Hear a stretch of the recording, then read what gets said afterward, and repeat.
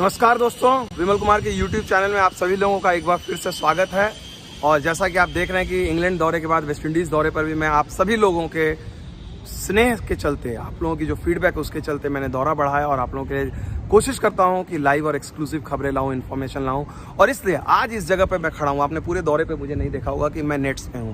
मैं ये नेट्स पे खड़ा हूं जहां पर आज मेरी जगह पर इंडियन टीम को प्रैक्टिस करनी थी, सपोज टू बी। क्योंकि आपने अक्सर सोचते होंगे कि मैच से पहले क्या होता है, कल मैच है उससे पहले एक दिन टीम अभ्यास करती है। कई बार एकदम मैंडेटरी होता है अभ्यास करना। अगर टीम हारी होती है तो उस दिन मैंडेटरी हो जाता है कई बार कि चलो हार गई है, अपने जो भी कमियां उसको देखो।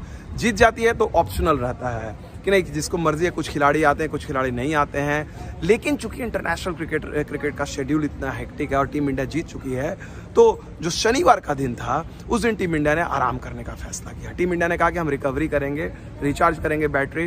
भले ही आज यहाँ पर सूर्यदेव निकले हुए हैं, प्रॉपर प्रैक्टिस हो सकती है।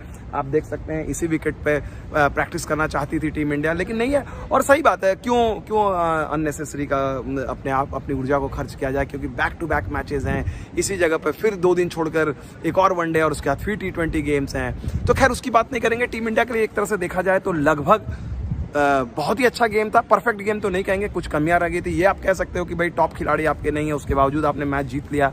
लेकिन शिखर धवन और राहुल द्रविड़ नहीं चाहेंगे कि मामला इतना नजदीकी पहुंचे। और नजदीकी पहुंचने की वजह क्या थी? नजदीकी पहुंचने की वजह 3 वजह थी। मैं वो 3 वजह आपको बताता हूं जो टीम इंडिया नहीं चाहेगी कि वो इस मैच में रविवार को रिपीट करें।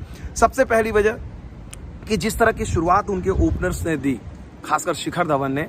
एक तो वो शतक से चूके, चलिए कोई बात नहीं, शिखर को खुद अफसोस होगा। ऐसा नहीं कि वो निजी रिकॉर्ड के लिए जाते हैं, लेकिन इस बात के लिए उनको अफसोस होगा कि 100 होना चाहिए था। टॉप ऑर्डर में लंबा अरसा बीत गया है। एक जमाना था 2-3 साल पहले, कोई भी वनडे मैच उठा लीजिए, शिखर धवन का 100 या रोहित शर्मा का या विराट कोहली का, इन 3 में से ऐसे रन बनाते थे इन लोगों का। आप अगर 2013 से लेके 2019 का अगर आप दौर देखेंगे वो 6 साल, तो नीचे वालों को तो बैटिंग करने का मौका ही नहीं मिलता था, या तो धवन या रोहित या कोहली।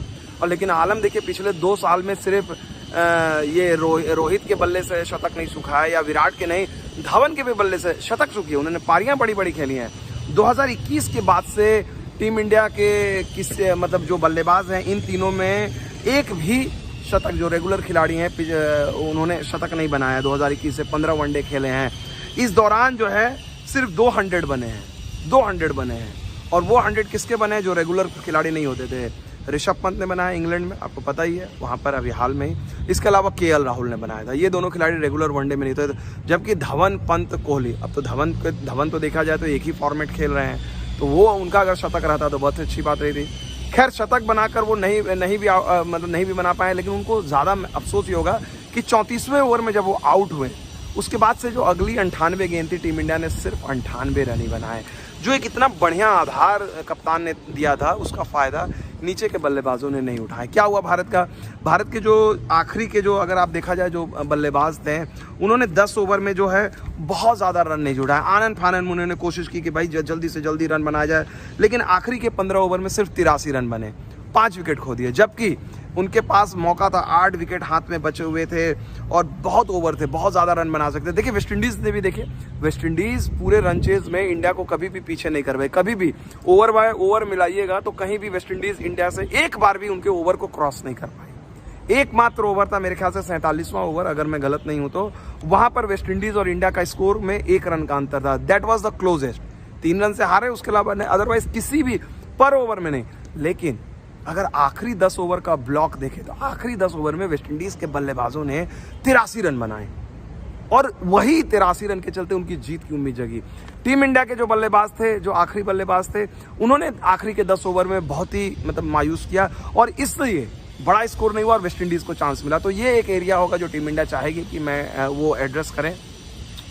कई लोग शार्दुल ठाकुर की आलोचना कर रहे हैं। मुझे नहीं लगता कि आपको आलोचना करनी चाहिए। ऑलराउंडर के तौर पर हैं, गेंदबाजी में ठीक है, उनके रन थोड़े से जाते हैं, लेकिन क्रूशियल विकेट लेते हैं। 2 विकेट उन्होंने लिया, और शार्दुल की यही खासियत है। लोग क्या होता है ना, आपके पास जब इतना बढ़िया अटैक है, लोग सोचते हैं अरे शार्दुल ठाकुर को चलो इसके खिलाफ रन बनाओ, और इस चक्कर में विकेट मिलता है। रन थोड़े से जाएंगे, लेकिन शार्दुल ठाकुर विकेट लेके देते हैं। और देखिए, जब उनको बैटिंग करने के लिए बहुत ज़्यादा गेंदें नहीं थी, लेकिन उन्होंने एक चौका लगाया। उस चौके को अगर आप देखिए अहमियत क्या है, भारत 3 रन से जीता, तो उस चौके की भी अहमियत बहुत ही बड़ी है। तो ये चीज़ जो है टीम इंडिया नहीं चाहेगी। एक और जो चीज़ है, मुझे लगता है कि टीम इंडिया चाहेगी कि भाई 3 खिलाड़ी, जो नियमित 3 खिलाड़ी हैं, वो इस मैच में नहीं खेलेंगे।